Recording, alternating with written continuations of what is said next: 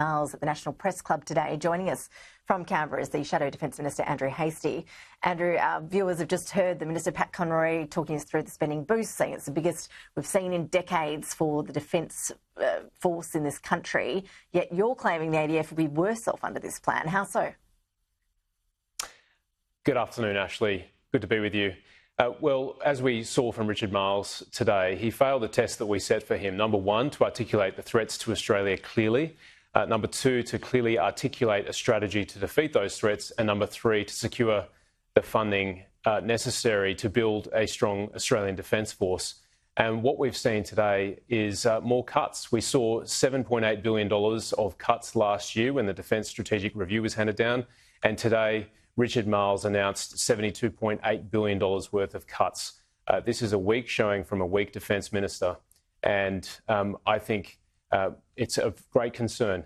What I can say to your viewers today is that under a Peter Dutton-led government, coalition's defence spending will be higher than that of an Albanese government.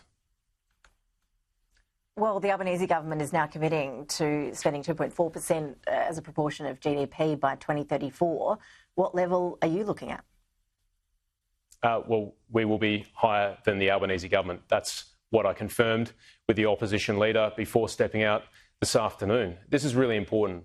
The government can't keep saying to the Australian people that we're living in the most challenging times since the end of the Second World War and then not match spending to the strategy that we need to prevail in the challenges ahead. So what we're going to do under the coalition is invest in our Defence Force, make it a strong Defence Force so that we can prevail in any strategic challenges in the next decade and beyond.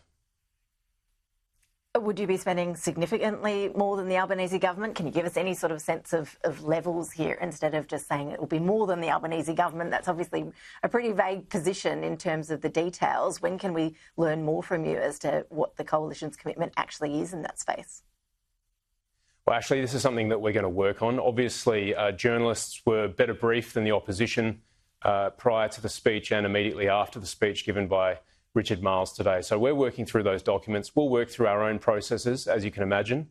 But it's really important today that we signal to the Australian people that we are very serious about our national security. We are serious about having a strong Defence Force.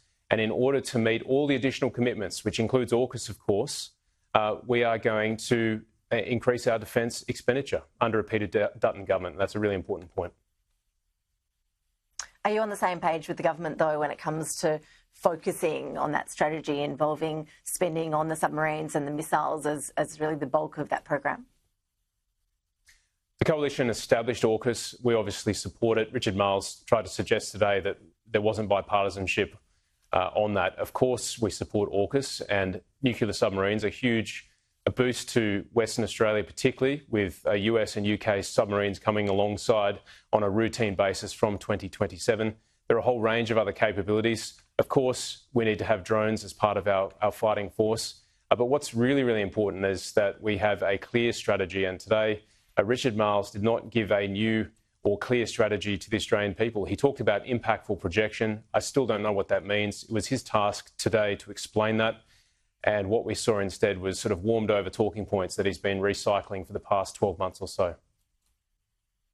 OK, well, we look forward to seeing more details around the coalition's new commitment to spending more than the government when it comes to defence over the coming years. We'll await the details on that. I did want to ask you, though, the Defence Minister, Richard Marles, was asked today and said he's still considering recommendations to strip medals from those found to have committed war crimes in the Brereton report.